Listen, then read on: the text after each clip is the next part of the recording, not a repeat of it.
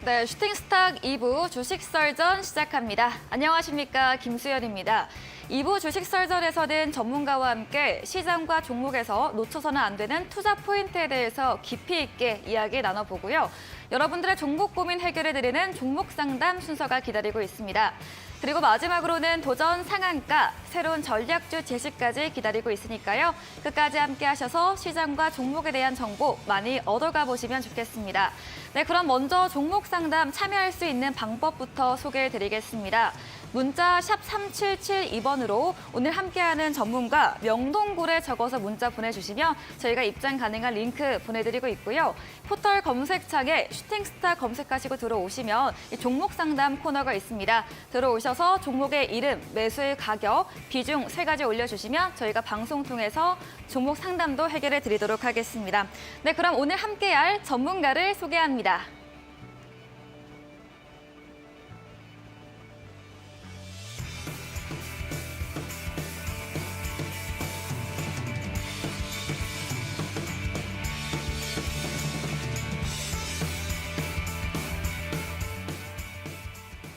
네, 주식설전 오늘은 명동고래 전문가님과 함께합니다. 전문가님 안녕하세요. 네, 안녕하십니까. 네, 반갑습니다. 처음 뵙겠습니다. 네. 네, 새해 첫 주이기도 하고 오늘 이제 새해가 시작이 됐으니까 한번 인사나 각오 말씀 부탁드리겠습니다. 네. 원래 이제 2023년은 2022년에 긴 하락세를 이제 벗어나서 새로운 세상이, 새로운 증시가 열리는 그런 한 해입니다. 여러분들과 더불어서 멋진 그런 새해 종목장에서 여러분들에게 화려한 수익률을 낼 수 있도록 노력하도록 하겠습니다. 네, 그리고 이건 좀 제가 개인적으로 궁금한데 이름이 명동고래인 이유가 있으실까요? 어떤 이유인가요? 네, 제가 그 명동에서 꽤 오랫동안 이제 자산 운용이나 혹은 투자 자문사를 하고 있었는데요. 그러다 보니까 이제 명동이란 말을 썼고, 그다음에 명동이란 게 이게 남산에서부터 삼성 본관까지가 돈맥이 흐르는 장소예요. 그래서 거기가 굉장히 좋은 장소라 싶어서 고래라고 명동이라고 했고, 이 고래라는 것은 생선을 갖다가 보통 글로벌 큰 손들을 할 때 생선 이름을 많이 씁니다. 그래서 그 중에서 생선 중에 제일 큰 게 고래죠. 그렇죠. 그래서 명동고래라고 붙였죠. 네, 이렇게 명동고래 이름에 대한 한번 이야기도 들어봤습니다. 그럼 본격적으로 주식설전 시작해 보도록 하겠습니다. 오늘의 강의 주제 화면 통해서 확인해 보겠습니다. 네, 오늘의 썰전 주제입니다. 2023년 개묘년 주가 지수 및 주도주에 대한 대예측이란 주제로 오늘 진행된다고 합니다.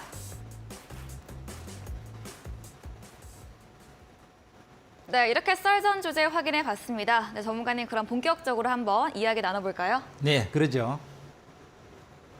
이번에 이제 오늘 말씀드릴 내용은요. 월가의 적중률 넘버원 추측 증시 예측기법으로 본 2023년도의 주가 지수하고 주도주를 대예측해 보겠습니다.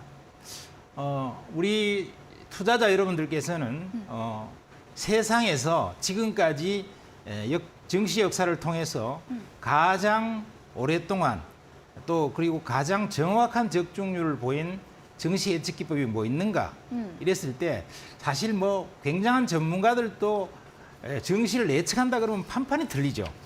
심지어는 안 틀리는 게 이상할 정도로 틀리는 사례가 많은데요.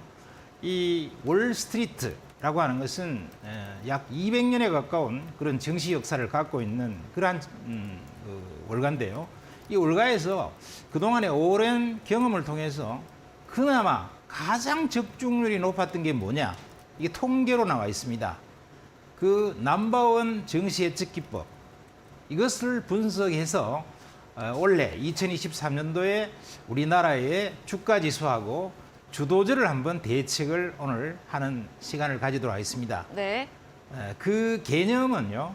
의견 일치 반대 매매법이라는 것인데요. 이거는 제가 어떻게 지어낸 것도 아니고 이미 월스트리트에서 오랜 시간 동안 경험 법칙에서 이 방법을 적용했더니 제일 맞더라고 하는 것이 나와 있어요. 그래서 이 의견일치 반대 매매법으로 여러분들이 또 제일 궁금하실 게 올해 증시의 주가 지수는 어떻게 될 것인가, 또 주도주는 어떤 쪽에서 나올 것인가 하는 것이 궁금하지 않겠습니까? 그래서 이것을 한번 찾아보도록 하겠습니다. 네. 자, 이론적 원리를 먼저 말씀을 드려볼게요.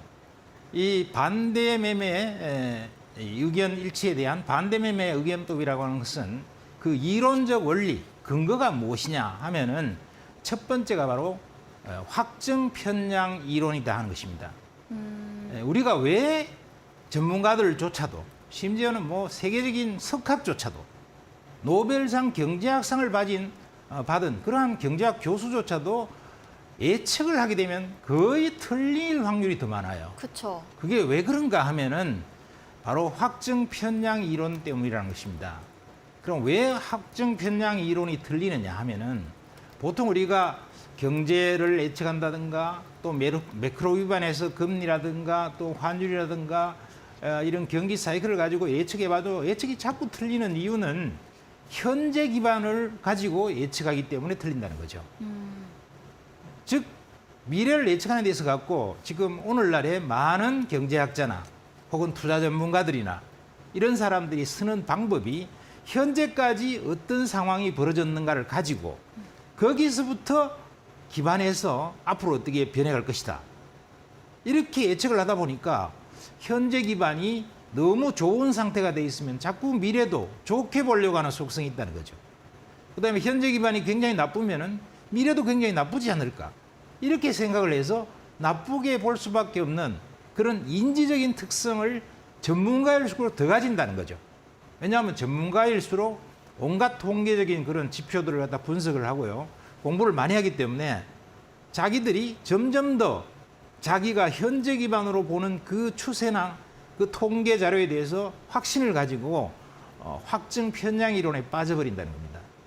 그렇기 때문에 미래라고 하는 것은 어떤 변수에 의해서 어떤 상황이 지나치게 진행된 것에 따라서 다른 형태의 어떤 잠재적인 그러한 에너지가 작동해서 전혀 다른 방향으로 흘러가는데 그러다 보니까 주가 지수를 혹은 또 주가 지수뿐 아니라 모든 시세가 있는 그러한 자산의 미래에 대해서 판판이 틀릴 수밖에 없는 상황이 된다는 것입니다. 그렇기 때문에 이것을 현재 기반 예측 오류를 어떻게 하면 없앨 거냐. 또 우리가 경제가 너무 좋고 주가가 자꾸 오르면 앞으로 계속 좋아질 것 같죠. 그런 그 확신을 멈출 수가 없어요. 전문가일수록 더합니다. 왜냐하면 현재 상황을 계속 분석하니까요.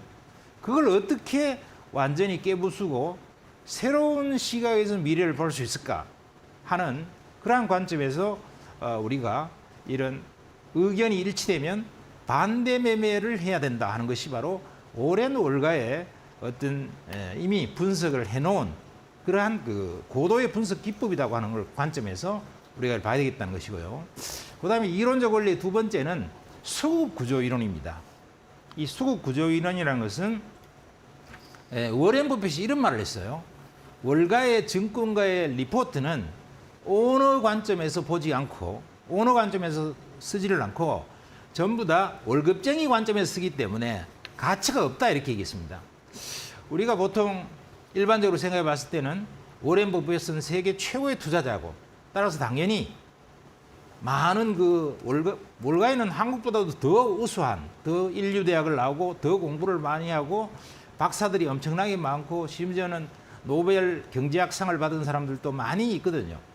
그런 수많은 그런 고액 연봉자들이 많이 있는 월가에서 만든 증권가 리포트는 굉장히 가치가 있지 않을까. 그럼 워렌 버핏이라든가 이런 찰리 밍거 같은 세계적인 대가들은 그 월가의 증권가의 그 리포트를 열심히 보지 않겠느냐. 이렇게 생각을 할 수 있습니다. 그런데 놀랍게도 이 워렌 버핏이 뭐라 그랬냐 하면은 월가의 증권가 리포트는 가치가 없다. 자기는 전혀 안 본다. 이렇게 얘기합니다. 우리나라에 이제 증권가에 계시는 많은 전문가들이 봤을 때는 정말로 괘씸한 소리고요. 또 기분이 안 좋을 수도 있겠지만 이거는 워렌 버핏이 했는 얘기라는 거죠. 근데 그 포인트가 뭐냐 하면 어느 관점이 아니라 월급쟁이 관점에서 모든 사물을 보고 또 경제학적으로 일어나는 모든 그 상황에 대해서 어느 관점에서 보지 않기 때문에 바로 틀릴 예측을 할 확률이 대단히 높다. 이렇게 얘기를 하고 있는 것입니다. 그래서 우리가 수급 구조 이론이라는 걸 보면은요. 자, 우리가 도표에 나와 있죠. 도표 보면은 제일 도표 하단에 주가가 엄청나게 장기간에 걸쳐서 폭락을 하고 빠지면은요.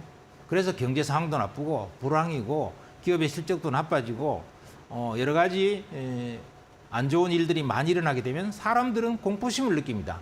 왜냐하면 주가가 빠지고 또 빠지면은요. 드디어 이제 절망을 하게 되죠. 그래서 제일 바닥에 되면은 아주 비싼 가격에 주식을 샀던 사람이 공포심을 느끼면서 주식을 팔아버리죠. 그래서 이 공포심을 느끼면서 주식을 팔아버리는 지점이 바로 제일 바닥이 됩니다. 그러고 나서 이제 어떤 상황이 약간 나아지면서 좀 올라가죠. 이때는 이제 의심이 작동합니다. 그래서 이제 의심이 작동하는데 그 상황에서 그래도 동작 빠르고 눈치 빠른 사람들이 주식을 사게 돼요. 완전 바닥에서는 누가 살까요? 이 대주주 같은 사람들. 자기 회사의 주식의 가치를 너무 잘 아는 사람이 야 우리 회사 주식이 적어도 10,000원짜리는 되는데 이게 3,000원이 뭐야 이거. 너무 싸잖아. 그래서 보통 오나나 대주주들이 막 사요. 그 다음에 또 살 수 있는 사람이 어떤 사람이냐 하면 워렌 버핏 같은 사람. 이런 사람들은 수많은 증권가의 경륜을 통해서 이 정도 가치면 너무 싸다. 여기서부터는 사들어가야 되겠다. 이렇게 생각하고 워렌 버핏 같은 사람들이 사죠. 그래서 버핏이 했는 말 중에서 우리가 꼭 귀담아 들어야 될 말은 어떤 겁니까? 워렌 버핏은 공포를 사고 탐욕을 팔아라. 이렇게 얘기하고 있죠. 내 마음에 공포심이 들었을 때는 주식을 무조건 사들어가라는 것입니다. 물론 좋은 주식을 사야 되겠죠. 그 다음에 이제 너무 많이 비싸지면 그때 이제 탐욕을 가지기 쉬운데 그때 탐욕에서 벗어나서 탐욕을 팔아라고 얘기하고 있습니다. 그러니까 대주주라든가 워렌 버핏 같은 이런 대가들이라든가 아주 스마트한 큰 손들이 들어와서 바닥에서 대중들이 공포심을 느낄 때 사들어간다는 것이죠. 그리고 좀 올라가게 되면은 이제 의심을 가질 수밖에 없는 이게 긴가민가 이러면서 아리송하고 있을 때 이제 눈치가 빠르고 촉과 감이 발달한 이런 승부사들이 주식을 사죠. 이건 똑똑이가 사는 거죠. 그 다음에 이제 좀 더 올라가면은 이제 상당히 많이 올라갔고 왜 올라갔는지를 마구 분석하기 시작합니다. 그래서 뭔가 정보가 많이 알려지죠. 왜 올라가는지. 그리고 상황도 좋아졌죠. 그러면은 그때는 이제 욕심을 내게 됩니다. 그래서 이제 덜 똑똑하게 사요. 보통 사람이 사거나. 그러다가 또 주가가 더 올라가요. 그래서 엄청 올라가면은 주변에서 돈 많이 벌었다. 이런 뉴스도 나오고 리포트에 보면은 아주 화려한 장밋빛 미래가 펼쳐집니다. 그걸 보고 이제 자기 확신에 빠지는 거죠. 즉 확증 편향이 생긴다는 것입니다. 이 확증 편향은 초보자만 생기는 게 아니고 뭐 경제학 교수나 심지어 실적을 분석하는 공인회계사 같은 사람도 아이고 이 회사 실적이 뭐 이렇게 좋아지다니 사상 최고의 실적이 나오다니 이러면서 그런 사람들도 사게 된다는 것이에요. 그리고 이제 주가가 너무 올라갔을 때는 이제 주식의 주자도 모르는 사람이나 한 번도 주식 투자 안 해본 사람조차 옆집에 누구는 말이야 떼돈 벌었는데 나도 이제 욕심이 나서 못 견디겠다 이래서 참지 못하고 들어오죠. 그러면은 바로 이 수급 상황이 어떻게 돼 있나 하면 제일 왕똑똑이가 사고 그 다음에 덜 똑똑이가 사고 보통 사람이 사고 바보가 사고 왕바보가 딱 사버리고 나면은 주식을 사줄 사람이 아무도 없어요. 상황이 아무리 좋아도. 그래서부터 그 다음부터는 이제 폭락하는 길밖에 없어요. 그래서 실적도 좋은데 왜 폭락하냐? 사상 최대 실적인데 왜 폭락하냐 하는 것은 바로 이런 수급 구조이론 때문에 이게 왕똑똑이로부터 왕바보로까지 넘어가는 이 수급 구조이론 때문에 발생한다는 것입니다. 자, 그래서 우리가 의견 일치의 증시 전반과 역발상 해석은 바로 이런 관점에서 역발상으로 이것을 항상 해석해내야 된다 하는 것입니다. 자, 예를 한번 들어볼게요.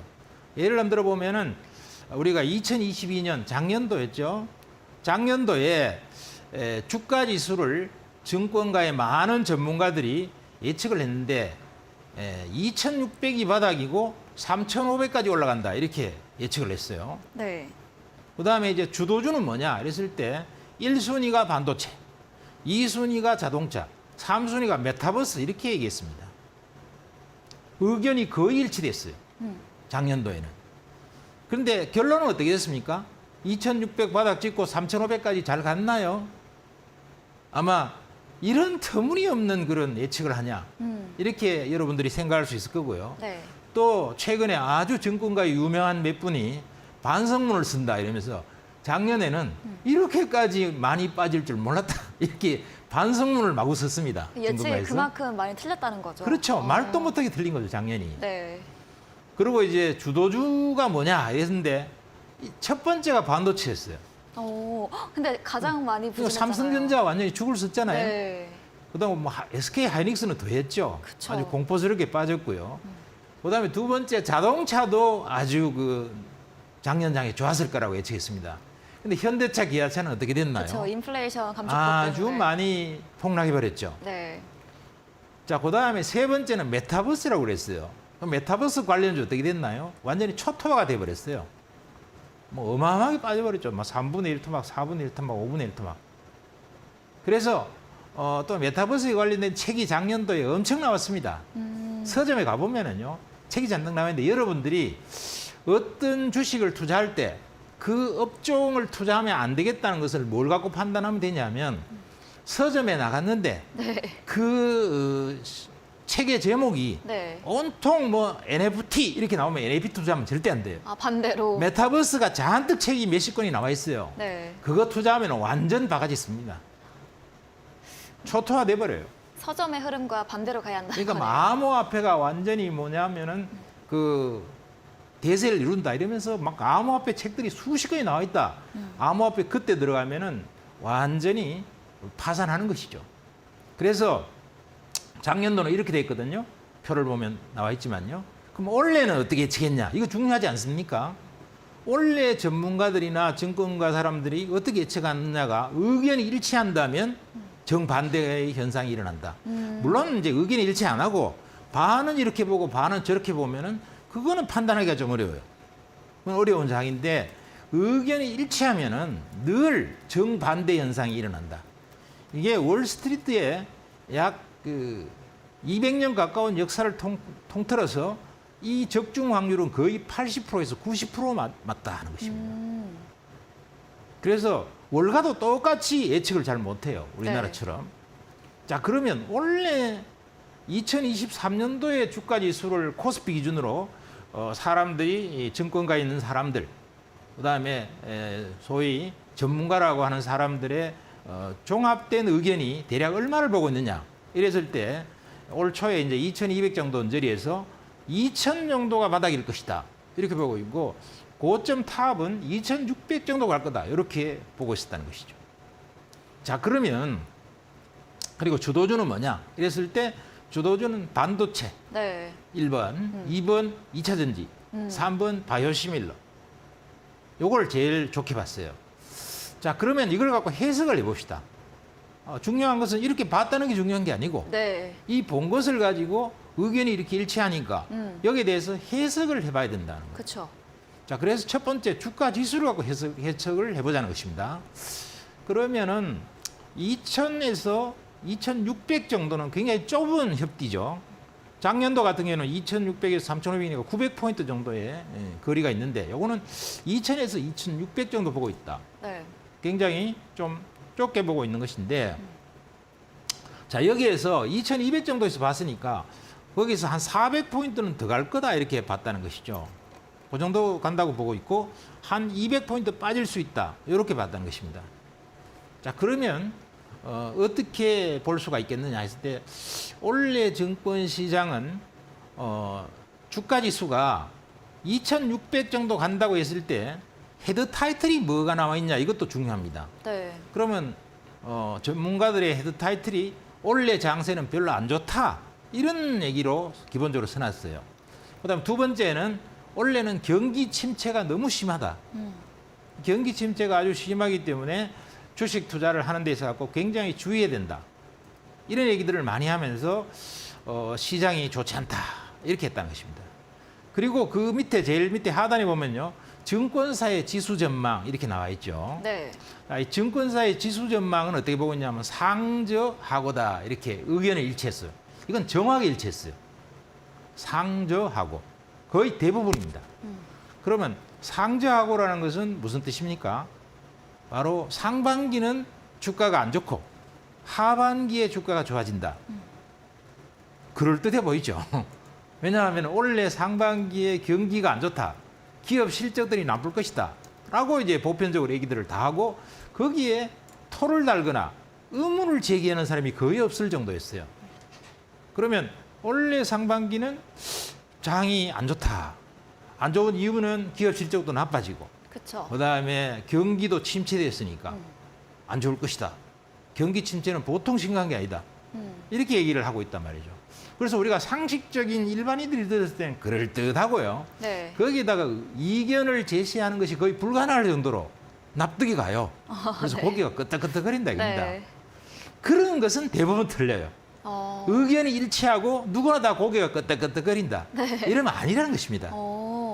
예를 들면 메타버스도 마찬가지예요. 모두가 메타버스가 대박이 나고 뭐 NFT가 어쩌고 이러면은 최소한도 몇 년 동안에는 한 1, 2년, 2, 3년 동안에는 메타버스가 아니야. 된다. 거기 들어가면 죽어요. 그래서 고개가 끄덕끄덕거리지는 것은 아니라는 것입니다. 기본적으로. 어떤 상황이 많이 진행됐는데 고개가 끄덕거려진다. 그거는 상식적으로 납득이 갈 것 보이지만은 실상은 반대로 갈 확률이 훨씬 높다는 것이죠. 자, 그러면 여기에서 먼저 상저하고라는 데 의견이 일치했다. 이거는 의견이 완전히 일치했고요. 2000에서 2600 사이는 왔다 갔다 해요. 그러면은 여기 의견이 좀 더 많다는 것인데 그럼 첫 번째 정확한 것은 상저하고는 전혀 아니다. 상고하저다. 반대로. 이렇게 봐야 돼요. 상반기는 좋고 하반기가 안 좋다. 네. 그럼 왜 그럴까? 그걸 왜 그럴까 한번 생각해 보면요. 상반기가 좋을 수 있는 것은 작년도부터 계속 경기가 침체되고 고금리고 긴축이고 주가 폭락을 다 받고 이기 때문에 사람들이 공포에 질려 있어요. 그다음에 경기가 무지무지하게 나빠진다라는 공포심에 또 질려 있어요. 그러다 보니까 매도 세력들이 많이 소진되었습니다. 특히 개인 투자자도 많이 팔아버렸거든요. 그래서 신용도 많이 줄었죠. 한 3조 정도 확 줄어버렸습니다. 그렇게 해서 매도 세력이 상당히 소진되어 있기 때문에 약간만 좋아져도 주가가 확 급등할 수가 있어요. 그렇기 때문에 급등의 조건이 되어 있다는 것이고, 그다음에 두 번째는요. 두 번째는 상반기가 장이 좀 좋을 수 있는 것이 어떤 반도체부터 시작해서 전부 다 기대를 안 가지고 있어요. 실적이 얼마나 나빠질 걸 다 알고 있어요. 그리고 미리 예측해서 더 나빠질 거다라고 생각하는 사람도 많아요. 반도체가 적자를 볼 거다. 이런 얘기들이 보편적으로 퍼져 있다 이겁니다. 그래서 전반적으로 너무 나쁘게 보고 있기 때문에 올해 상반기는 의외로 약간만 좋아질 수 있는, 미래 좋아질 수 있는 변수만 생기면 피려고 길을 쓴다는 것입니다. 그래서 좋아질 수 있다 하는 것이고요. 그 다음에 대략 보면은 2600이 한계점으로 다 보고 있어요. 2500, 500, 600 이렇게 보고 있단 말이죠. 그런 얘기니까 이거는 누구나 그 정도까지는 반등 줄 거다 이렇게 보고 있는데 이 반등의 폭은 뛰어넘을 확률이 대단히 높다. 그러니까 한 2800, 2900 갈 가능성이 꽤 많다. 이것입니다. 그리고 좁은 협대이기 때문에 협대를 벗어날 확률이 많다는 것이죠. 자, 그러면 하반기도 좋을까? 하반기는 안 좋을 것 같아요. 왜냐하면 상반기 굉장히 나빠지고 났어요. 하반기 갔을 때 좋아졌을까 했더니 금리가 한 5%까지는 상반기를 계속 갈 거란 말입니다. 근데 이 금리가 많이 좋아져서 금리가 많이 올라가서 실적들이 나빠지는 것들은 노출이 돼 있지만 그 후유증이 퍼져서 더 나빠지는 상황이 하반기에 나타날 가능성이 많아요. 예를 들면 내구재라든가 이런 것들도 지금 금리가 5%까지 막 올려놓는데 지금 지금 중고차 같은 경우 지금 할부 이자가 11%나 한대요. 그리고 신차도 한 8% 한다거든요. 할부가. 우리나라 사람들이 자동차 이런 것들은 대부분 할부로 많이 사거든요. 그러니까 그 정도 비싼데 특히 젊은이 같은 경우는 연끌로 투자 다 해갖고 주식, 부동산, 코인 다 했기 때문에 주식 투자할 자금이 별로 없어요. 거기다가 또 투자할 자금이 별로 없는 것이 금리가 지금 은행에서 적금 의자 같은 거 이런 게 5% 주니까 은행으로 다 솔려가버려서 돈들이. 그러니까 여기에 돈이 많이 들어오기가 힘들어요. 그러다 보니까 하반기쯤 갔을 때는 그 고통이 더하단 말입니다. 돈줄이 풀리지가 않는다고요. 하반기 갔을 때. 그러면 어떻게 되느냐 하면은 실적이 최악이 되고 이제 좀 좋아질 것 같은데 주가는 미리 올라 있잖아요. 기대를 반영해서 올라와 있다 보니까 빠져야 돼. 그다음부터는. 그래서 하반기부터는 기업 실적이 좀 좋아지는데도 주가는 조정으로 들어갈 확률이 되게 높다. 이렇게 봐야 된다는 것입니다. 그래서 아마 여러분들이 올해 2023년 연말쯤 가보시면 알겠죠. 연말에 하반기 장이 어떻게 됐나. 하반기 장은 실적이 약간 돌아서는데도 주가는 빠져버려. 실적이 확 돌아서지 못하거든요. 약간만 돌았어요. 그런데 그 약간 돌아서는 것은 상반기 반영을 끝내버렸어요. 그러니까 하반기에는 수급 구조 이론에 의해서도 주가가 밀린다 이겁니다. 그래서 좋지 않다 하는 것입니다. 자, 그러면은 다음 차트를 한번 보도록 할게요. 네. 자, 그러면은 원래 이제 증권사들이 선정한 유망 종목이 뭔가? 최근에 한국경제신문에서 이거 자료조사를 했어요. 서베이를 해갖고. 그랬더니 1번이 삼성전자 반도체 이거예요. 반도체가 되게 좋을 거다. 네. 반도체는 아주 나쁠 거라고는 생각하지 않습니다. 왜냐하면 작년 1년이 빠졌거든요. 네. 많이 빠지고 나면은 그다음부터는 빠진다 하더라도 별로 빠질 자리가 없고 오히려 나쁘게 보는 것이 박스권이 될 확률이 높아요. 그래서 제가 봤을 때는 삼성전자는 나쁜 것을 작년에 1년 동안 내내 반영시켰기 때문에 또 매도 세력이 소진돼 있기 때문에 상승으로 가는 아주 좋은 종목이 아니고 박스권에서 지지부진하면서 저점에 잘 사야 먹을 떡이 좀 생기고 고점에 좀 팔아야 먹을 떡이 생기고 이러지 가마들고 앉아있으면 본전하기 바쁘다 이런 생각을 해봅니다. 그래서 매매를 잘 해야 되는 종목이 아닐까 이렇게 생각되고요. 두 번째는 2차 전지를 꼽았어요. 네. 그래서 증권사에 선정하는 게 2차 전지 얼핏 보면은 합리적이죠. 왜냐하면 2차 전지라는 게 원래 뭐 전기차 배터리, IRA 법안의 네. 수혜 이래서 엄청 좋아질 거라는 데 대해서는 이견이 없어요, 사람들이. 그래서 모두가 다 2차 전지는 가야지. 거기다 삼성 SDI나 LG화학이 좋다 이랬는데 삼성 SDI, LG화학 좋지. 거기에 뭐 양극재를 갖다 생산하는 회사들이니까 우리나라의 삼성, LG그룹이고 하니까 이건 무조건 가야 될 거 아니야? 이렇게 생각이 드는데 그럼 무조건 가야 된다고 생각하고 고개를 끄덕끄덕하고 누구나 다 좋게 보면 별로 안 간다는 것이죠. 다만 이제 다행스러운 게 폭락으로는 별로 안 갈 것 같아요. 왜냐하면 작년에 빠져버렸거든요. 그쵸. 작년 하반기에. 빠져버리고 나면은 이렇게 좀 안 좋게 봐도 크게 빠지지는 않습니다. 그러면은 이런 양극재 이런 쪽도 우리가 굉장히 양극재는 뭐 영업이익률 한 8% 정도 보이면서 앞으로 성장은 틀림없죠. 매출 늘어나는 건 맞고. 그런데 엄청 실적이 좋지 않을까 이렇게 생각하지만 엄청 실적은 안 좋을 확률이 많아요. 그러면은 이것도 박스권에서 놀 확률이 많습니다. 만일에 작년도에 되게 올랐다면 원래 틀림없이 빠진다고 봐야 돼요. 이렇게 의견 일치하면. 그 다음에 이제 삼성바이오로직스하고 셀트리온이 바이오시밀러 이래서 굉장히 좋다 이랬는데 이런 쪽도 이미 펄을 계산해보면 아직도 50배가 넘어요. 그리고 시총이 크죠. 몇십조가 되죠. 시총이 몇십조 되는 것이 펄가 50배가 넘어서 60배, 70배 이렇게 되면요. 그것은 미국 같은 경우를 비로 봐도 이게 절대로 산 게 아닙니다. 그래서 저평가된 게 아니라는 것이죠. 그래서 시세가 올라가기가 어려워요. 그래서 이거 뭐 삼성바이오로스나 셀트리온은 아주 견조하게 여러 가지 실적이 꾸준히 성장해 왔기 때문에 주가가 약간 못 오르고 좀 조정을 약간 받았기 때문에 이제 또 가지 않겠냐 이렇게 얘기를 하지만 실적이 좀 좋아진다 하더라도 이 퍼가 벌써 50배, 60배 이상 다 넘어가 버리면 미국 같은 경우에도 이런 바이오 쪽이 퍼가 보면은 한 20, 30배밖에 안 되거든요. 굉장한 성장, 암제니아 이런 것들도요. 그러니까 크게 원래 이것들도 갈 수 없다 이런 생각을 해봅니다. 그래서 원래 자료에 보면은 자산운용사의 매니저 서베이라는 데 있는데 보면은 대형주가 72%, 그다음에 중소형주가 28% 정도 좋다. 상승을 더 할 수 있다. 이래 봤는데 그래 보면은 중소형주에서 상승률이 더 높을 확률이 높다. 여기는 이렇게 일치되니까요. 그렇게 판단하는 것이 보다 적합하고 합리적인 판단이다. 물론 이것은 뭘 기준으로 한 겁니까? 바로 의견일치 반대 매매법이라고 하는 월가에서 200년 가까이 내려온 경험치기에서 가장 적중률이 높은 예측기법이 바로 이것이다 하는 관점에 섰을 때 이렇게 보는 것이 합리적이고 적합한 판단 기준이다 하는 것을 말씀을 드리겠습니다.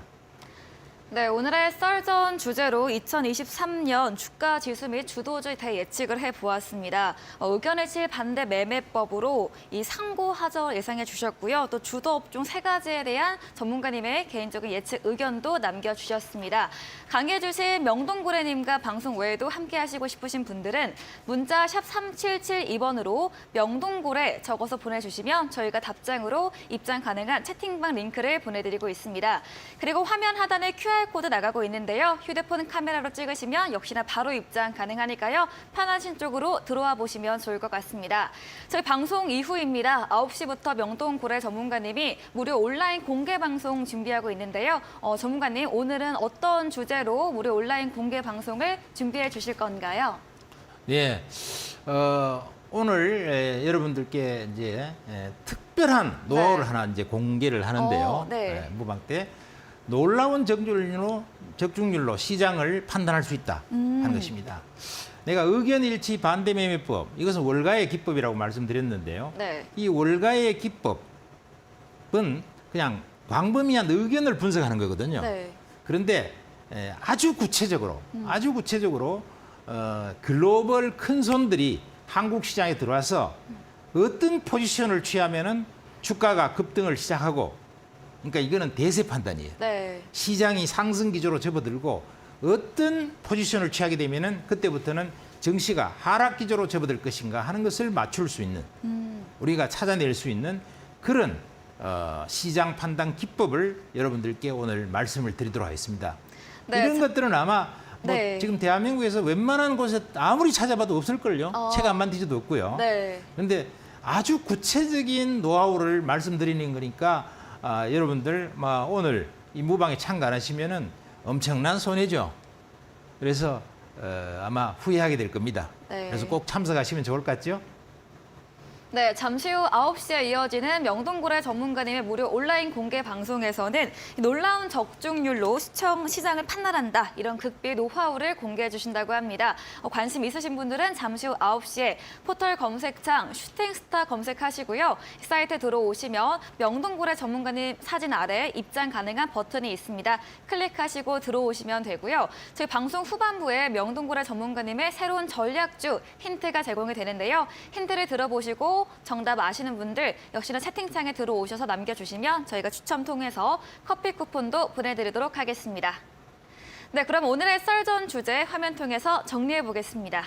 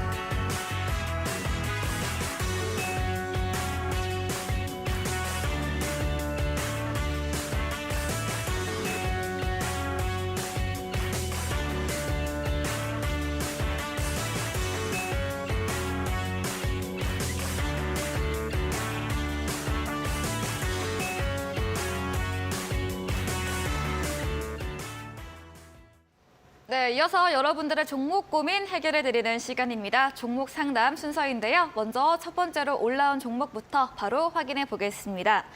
네, 첫 번째 종목은 지앤원 에너지입니다. 매수가는 6,500원이고요. 비중은 15%입니다. 12월 5일 좀 초경의 직전 고점 이후에 우하향 추세를 보이고 있습니다. 이 지앤원 에너지 네옴시티 관련 주이기도 한데요. 전문가님 어떤 전략 세워볼 수 있을까요? 네, 지앤원 에너지는요, 네. 시총이 한 1,450억에 자본 총계는 한 293억이고 영업이익률은 뭐 지금 마이너스 4% 정도 하는 실적은 별로 안 좋죠. 네. 영업이익은 적자고 이런데 이제 이것이 주가가 전번에 이제 작년 11월 달에 한번 많이 올랐는데요. 이때 오른 이유가 세계 최도의 염소라고 하는 데서 리튬을 추출한다. 그것을 미국의 MRA라고 하는 회사가 본계약을 체결해서 이 미국의 그레이트 솔트호스라는 데서 염호에서 리튬을 채취할 수 있다. 이래서 여기하고 연관해서 제에논 에너지도 이 회사하고 계약을 체결했기 때문에 앞으로 리튬을 생산할 수 있지 않을까. 네. 이 기대감 때문에 엄청 올랐습니다. 그런데 여기에 좀 의문이 약간 있어요. 이 사실은 염소에서 리튬 추출한다는 게 쉬운 게 아니고요. 네. 그다음에 여기에 MRI사에서 발표한 걸 보면은 미네랄 성분의 농축 제품을 생산한다 이렇게 발표가 돼 있어요. 그래서 리튬을 이 회사에서 생산한다 이러면은 좀 신빙성이 가는데 미네랄 성분의 농축 제품을 생산한다 이랬단 말이죠. 네. 그러면은 이 미네랄 속에 물론 리튬이 숨어 있었지만은 그것을 정말로 왜 리튬이라고 바로 안 하고 이렇게 얘기했을까? 이런 측면에서 이게 광산 개발, 우리가 광산 개발하는 거 실패 확률이 높죠. 그래서 그런 관점에서 이걸 보는 게 좋겠다 싶고요. 저라면은 반등을 좀 줬을 때 매도하고 나오는 게 맞지 않을까. 물론 이게 제대로 된다면 상당히 크게 성공할 수도 있겠습니다. 네, 첫 번째 지어는 에너지에 대해서는 반등 구간에서 매수 일부 추진하는 것을 추천해 주셨습니다. 다음 종목도 이어가 보겠습니다. 네, 나무가입니다. 카메라 관련 자율주행 관련 주이죠. 매수가 18,000원에 비중 10%인데 오늘 좀 소폭 오르긴 했지만 역시나 손실 구간에 계십니다. 나무가 어떻게 보면 좋을까요? 예, 나무가는 상당히 실적은 좋은 회사죠. 네. 그리고 푸어도 한 4.4배밖에 안 되고 카메라 모듈을 생산하면서 삼성전자의 1차 밴드이기 때문에 실적이 좋아지는 것은 틀림없는데 문제는 이제 너무 고점에 사셨죠. 18,000원에 사셨다고 그랬는데요. 이게 최고점이 19,200원이에요. 그리고 꼭지 부근에서 사셨는데요. 여기서 또 별로 안 좋아 보이는 것은 고점 부근에서 거래량이 대량으로 터지면서 밀어버렸단 말이에요. 그러니까 이 단기적으로 본다면 오늘 반등을 좀 이용해서 파는 게 좋지 않을까 이런 생각이 듭니다. 한 17,000원까지 반등 준다면은요. 한번 팔고 나서 많이 밀렸을 때 사는 게 좋지 않겠나 이런 생각이 드는데 어쨌든 13,000원 정도까지 밀린다면 다시 좀 사도 좋겠다 이런 생각이 들고요. 17,000원 반등을 해서 파는 게 좋지 않을까 생각합니다. 실적은 좋기 때문에 저점에 팔 필요는 없어 보입니다. 네, 나무가에 대해서는 실적이 좋은 기업인 만큼 우리 시청자분께서 고점에 매수했기 때문에 이 17,000원 가격선에서는 매도를 추천해 주셨고요. 더 저점인 이 13,000원 구간에서는 다시 한번 매수를 해보자라고 의견 주셨습니다. 다음 종목도 이어가 보도록 하겠습니다. 자비스입니다. 매수가는 2,100원이고요. 비중이 큽니다. 이 40%인데 제가 알기로는 엑스레이 관련 기업으로 알고 있는데 이 매수 가격이 좀 작년 9월 가격인 것 같아요. 그렇죠? 네. 네, 어떻게 하면 좋을까요? 이 자비스 같은 건 2,100원 정도 사셨는데요. 네. 작년에 조금 고점에서 튀었을 때 네. 좀 사갖고 좀 물려 계신 것 같습니다. 그런데 이 자비스는 뭐 실적은 실적은 약간씩 나빠지는 정도, 조금씩 나빠지는 구조인데 또 부채는 조금 많은 편이에요. 그래서 별로 좋지는 않습니다. 실적도 좀 나빠지면서 부채는 좀 높고요. 자본 총계는 99억밖에 안 되고 부채는 200억이 돼서 조금 재무 구조가 취약하죠. 이런 주식 같은 경우에는 좀 적당한 가격에서는 욕심 부리지 말고 팔고 나오는 게 좋지 않을까 싶은데 이 다중 저항선이 보면 2,200원대에는 아주 강력한 저항선이 있어요. 네. 그래서 대략 본전 정도를 회복하고 나면은 파는 게 좋지 않을까 이런 생각을 합니다. 2,100원에서 2,200원까지는 반등할 수 있는 여력은 있을 거다 싶네요. 네, 마지막 종목으로 자비스 들어봤습니다. 실적이 살짝 좀 부진하고 부채가 많기 때문에 재무 구조가 취약하다 의견을 주셨습니다. 그래서 좀 적당한 가격 매도해보자 의견 주시면서 저항선인 2,100원에서 2,200원 선에서 매도해보자 의견을 남겨주셨습니다. 자, 저희 이렇게 종목 상담 진행해봤습니다. 종목 상담 원하시는 분들은 샵 3772번으로 명동굴에 적어서 보내주시면 저희가 참여 가능한 링크 보내드리고 있고요. 또 포털 검색 검색창에 슈팅스타 검색하시고 들어오시면 종목 상담 코너가 있습니다. 들어오셔서 매수 가격, 비중, 그리고 종목의 이름 적어서 보내주시면 제가 추첨 통해서 커피 쿠폰도 함께 보내드리도록 하겠습니다. 네, 저희는 잠시 후 도전 상한가 코너로 돌아오겠습니다.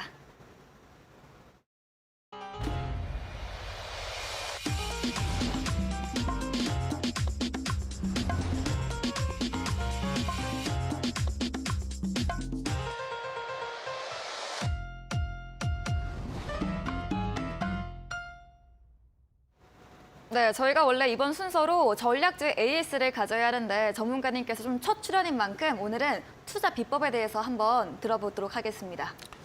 네, 투자 비법이라고 할 것은 없고요. 네. 우선 우리가 큰 시세를 수익을 내려면은요. 네. 메가 트렌드 주식을 잡아야 되죠. 어, 그래서 세상을 변화시킬 만한 어떤 에너지가 있는 어떤 산업, 어떤 업종, 네. 어떤 섹터 이런 것을 잡아야지 수익을 낼 수 있습니다. 미국에서 굉장히 돈을 많이 번 정꾸랑 로브라는 사람이 있었는데요. 이 정꾸랑 로브는 주도주를 선정해서 매매해야만 돈을 벌 수 있다. 이렇게 얘기했고요. 그다음에 한때 월가에서 가장 돈을 많이 버는 적이 있었던 제시 리버모어 같은 사람도 결국은 시장의 중심인 주도주를 매매해갖고 수익을 냈거든요. 우리가 워렌 버핏처럼 기업에 장기 투자하는 경우는 그럴 필요가 없지만은 시장에서 어느 정도의 매매를 해나가겠다고 하는 개인 투자자 입장에서는 주도주 매매를 해야 되는데 이 주도주 중에서도 가장 큰 시세를 낼 수 있는 게 바로 메가 트렌드입니다. 그래서 메가 트렌드 주도주 이것을 투자를 하는 것이 맞겠고요. 그다음에 물극필반 변곡점 투자를 해야 된다. 물극필반이라는 것은 세상의 이치가 네. 어떤 상황이 극한으로 가게 되면 반드시 변한다는 것입니다. 그래서 극한으로 간 어떤 섹터, 그럼 네. 주가도 지나치게 폭락해서 매도 세력이 전멸해버리는 것. 네. 그런 데서 뭔가 좋아질 수 있는 턴어라운드 섹터라고 하면은 시세가 크게 나거든요. 제가 30년간 이 증권가에 있으면서 이 물극필반의 원리에서 그 변곡점을 찾았을 때 큰 시세가 나는 것을 너무나 많이 봐왔고요. 그다음에 그래갖고 우리가 그때 있을 때 투자자문사나 이런 고객들한테 엄청난 수익을 많이 내드린 적이 있습니다. 그래서 그런 관점에서 물극필반, 그다음에 메가트렌드, 넥스트 메가트렌드가 될 수 있는 것 이런 것들을 그 변곡점에서 매수했을 때 큰 수익을 낼 수 있다. 이런 관점의 투자 기법을 저는 갖고 있습니다. 네, 전문가님의 투자 비법으로는 메가 트렌드 섹터, 주도주를 잡아야 한다 의견과 함께 또 변곡점 투자인 턴어라운드하는 그런 항목을 집중해서 보자라고 들어봤습니다. 명동고래 전문가님과 방송 외에도 함께 하시고 싶으신 분들은 문자 샵 3772번으로 명동고래 적어서 보내주시면 저희가 입장 가능한 링크 보내드리고 있고요. 화면 하단에 나가고 있는 QR코드 보이시죠? 휴대폰 카메라 찍으시면 역시나 바로 입장 가능하니까요. 들어오시면 좋을 것 같습니다. 그리고 저희 방송 이후입니다. 9시부터 명동고래 전문가님께서 무료 온라인 공개 방송을 준비하고 계십니다. 오늘은 놀라운 적중률로 시장을 판단한다. 극비 노하우 대공개 주제로 진행되니까요. 관심 있으신 분들은 잠시 후 9시 포털 검색창에 슈팅스타 검색하시고 사이트 들어오시면 명동고래 전문가님 사진 아래 바로 무료 방송 입장 가능한 버튼이 있습니다. 클릭하시고 참여해보시면 좋을 것 같습니다. 그럼 저희는 마지막 순서로 돌아오도록 하겠습니다.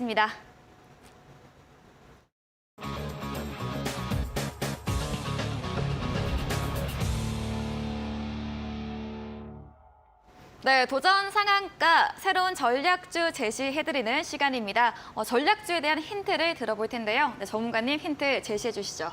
네, 전략주에 대해서 3가지 힌트를 드리죠. 네, 3가지. 네, 첫 번째가요. 차량 공유 플랫폼 기업이다 하는 것입니다. 네. 이 기업은. 그리고 리오프닝 실적을 통해서 굉장히 실적이 성장하는 주식이다. 이렇게 말씀을 드릴 수 있겠는데요. 이것은 카세링이나 이런 걸 통해서 이 코로나 팬데믹의 카세링을 통해서 최근에 와서 실적이 아주 좋아졌어요. 네. 왜냐하면은 코로나 팬데믹도 있고 또 이러다 보니까 사람들이 또 요즘 금리도 많이 올라가잖아요. 네. 이러다 보니까 차를 갖다 사기가 굉장히 어려워요. 우선 뭐 중고차 많이 사는데 중고차도 지금 할부 금리가 11%나 하거든요. 그러다 보니까 카세일링으로 지금 몰리고 있다 이겁니다. 사람들이, 젊은 청년들이 특히. 그래서 앞으로 굉장히 실적이 좋아질 것 같아요, 원래. 그래서 이 기업을 사야 되겠다 하는 것이고요. 그다음에 두 번째 힌트를 드린다면은 이 회사가 이번에 슈퍼앱을 개발했어요. 네. 지금 이 회사는 원래 이제 카쉐어링에서 차량 관련 회사인데 차를 갖다가 이제 쉐어링하는 회사인데 이 차량뿐 아니라 코레일하고도 합작을 해서 지금 기차도 하고도 예약을 하는 서비스를 연결시켰고요. 네. 그다음에 호텔 같은 이 숙소하고도 통합 예약 서비스를 만들어냈다 이겁니다. 그러다 보니까 차량, 그다음에 기차, 호텔 같은 숙소 이런 것들을 전부 통합 예약 서비스를 완성을 시켜서 슈퍼의 플랫폼을 만들어냈다는 것이죠. 네. 원래 플랫폼 회사라는 것은 흑자 기반으로 전환되고 나면은 굉장히 안정적으로 기하급수적으로 성장을 하게 돼 있는데요. 그런 관점에서 보면 이 회사는 그 속성을 우리가 한마디로 정의해 본다고 하면은 네. 우버 플러스 에어비앤비다. 아하. 이렇게 생각하면 될 것 같아요. 네. 한국의 우버 플러스 에어비앤비다. 그럼 우버 하나만 해도 지금 굉장히 세계적으로 성장해 있고 에어비앤비도 어마어마한데요. 비록 한국적인 거라 하더라도 그 두 개를 통합했는 슈퍼에까지 만들어서 하고 있다. 그러면은 굉장히 대단하다 이렇게 봐야 되겠죠. 네. 세 번째 이제 힌트를 드리도록 하겠습니다. 이 세 번째 힌트는요. 작년 하반기부터 흑자 기조로 완전히 전환했다는 거예요. 원래 이제 플랫폼 기업들은요. 흑자 기조 전환이 무지하게 어렵습니다. 우선 쿠팡만 하더라도 흑자 전환하기까지 얼마나 시간이 많이 걸렸는지 몰라요. 뭐 1년에 뭐 몇 조씩 적자를 하면서 오랜 시간을 거친 다음에 이렇게 됐고요. 알리바바 같은 것도 초기 단계에 적자가 많았습니다. 그걸 극복하고 됐고요. 또 배달의 민족 같은 거는 이제 흑자 전환을 할까 말까 할 정도죠. 그래서 거기도 이제 흑자 전환하는 데까지 굉장히 시간을 끌었는데 지금 뭐 배달의 민족 같은 것도 시총이 뭐 한 5조 정도 되죠. 그다음에 이제 쿠팡 같은 거는 뭐 한 3, 40조 되죠. 그다음에 마켓컬리 같은 것도 뭐 7조까지 하다가 지금 1, 2조 정도 지금 공모를 하니 많이 그러고 있는데요. 이런 관점에서 보면 이 회사는 이미 오랜 기간 동안에 국내에서 기반을 완전히 다진 플랫폼 회사인데다가 슈퍼앱을 개발했는데다가 최근에 실적이 계속 급격히 좋아지면서 흑자 기조로 완전히 전환됐어요. 네. 이 흑자 기조로 전환이 되고 나서는 굉장히 기하급수적 성장을 합니다. 그러다 보니까 좋은데 시총이 6천억밖에 안 돼요. 시총이. 뭐 조 단위로 다 우리나라에서 제일 잘 나가는 것 같으면 우리 보통 시총이 뭐 1조 단위 다 넘는데 이게 시총이 6천억이면 되게 싸다 이겁니다. 네. 흑자 전환까지 했는데 거기다 외국인하고 기관도 같이 사고 있고요. 그다음에 이제 여러 가지 플랫폼에서의 이 네트워크 효과 이런 것들을 생각해 보면은 굉장히 안정적으로 우리가 수익을 낼 수 있고 장기로 갖고 가도 수익을 많이 늘릴 수 있고 네. 단기적으로도 충분히 조정을 이번에 받아갖고 막 맥점에서 양봉이 하나 딱 나왔어요.